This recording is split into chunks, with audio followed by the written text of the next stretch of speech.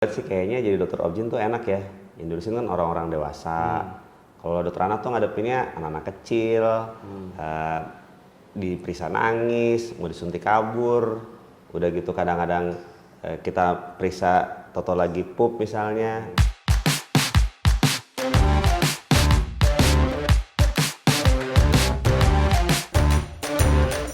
Ya enak nggak enak sih Pin. Sisi nggak enaknya tuh kalau bagus-bagus, ibunya bagus, anaknya bagus, ya kita seneng gitu. Karena kan hamil tuh kayak 1000 hari pertama, itu kan kayak investasi jangka pendek dan panjang. Hanya saja ada beberapa kehamilan, ya pada akhirnya anaknya nggak optimal, terus dia mungkin bisa cerebral palsy, atau misalnya ibunya terkena penyakit kehamilan sampai nantinya berlanjut terus. Nah, jadi artinya memang tanggung jawabnya lebih panjang ya.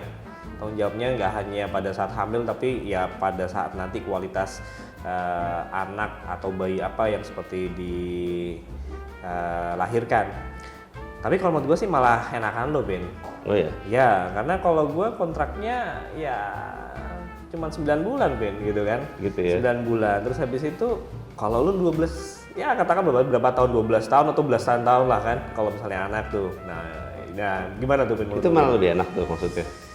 Kalau dilihat dari panjangnya, iya, Ben, gitu kan. Okay. Ya tadi tuh memang pada akhirnya sih nggak bisa lepas ya. Menyiapkan anak itu tadi memang dari ibunya hamil pun udah disiapkan. Jadi kan dengan 1000 hari pertama ini semua masyarakat harus tahu, bahkan mungkin sebelum mereka menikah pun mereka harus sudah mempersiapkan itu kan.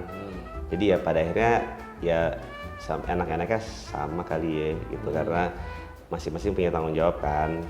Jadi kita harus bekerja dengan baik nih supaya kalau gue terima anaknya ya yang bagus, karena dari hamil udah disiapin dong. Ya sama-sama enak gitu. Pin, sekarang ini stunting nih kayaknya jadi perhatian orang banyak nih di Indonesia nih kan. Ini sebenarnya gimana sih, Pin, masalahnya itu di mana sih, Pin, sebenarnya? Ya itu dia, memang mungkin sekitar 2 tahun terakhir ya banyak sekali orang tua, nggak cuma ibu tapi juga ayahnya itu khawatir anaknya stunting.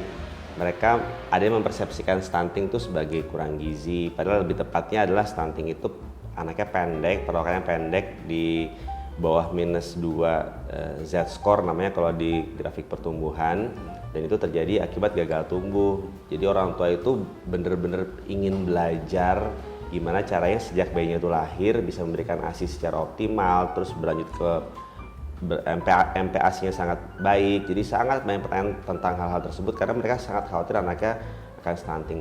Tapi gue jadi mikir juga nih, emangnya masalah stunting ini cuma tanggung jawabnya dokter anak aja, begitu bayi lahir harus, ini pusing, nggak boleh grafiknya jelek, terus ASI-nya harus bener-bener 6 bulan eksklusif, kemudian sampai nanti 2 tahun MPASI-nya juga harus benar.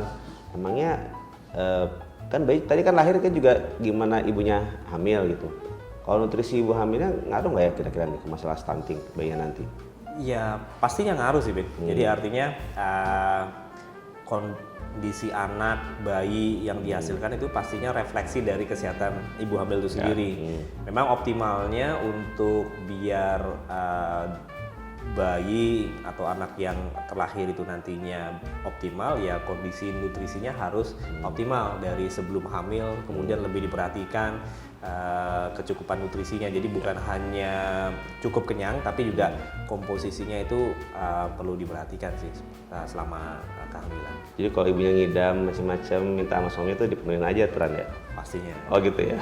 Tapi pastinya juga harus dilihat bukan hanya memanjakan lidah, tapi juga lebih komposisinya, artinya kecukupan gizinya apakah sudah terpenuhi atau belum. Kalau ibu hamil pengen minum kopi boleh nggak sih? Minum kopi boleh, cuman ada batasan tertentu, misalnya dalam sehari nggak boleh lebih dari 4 cangkir, dan kemudian kandungan yang ada kafeinnya seperti kopi atau teh, itu juga bisa menghambat penyerapan zat besi yang nantinya ujungnya bisa menyebabkan anemia yang disebabkan karena kekurangan zat besi. Jadi sebenarnya boleh, cuman waktunya juga jangan dibarengkan sama makanan seperti itu sih. Tapi pada dasarnya boleh-boleh aja. Ya tuh isunya menarik tuh tentang anemia ya. Ternyata kan anak-anak juga sama nih, ibu khawatir sekali anaknya mengalami anemia karena kekurangan zat besi, berarti ibu hamil pun juga jangan sampai anemia juga ya. Ya.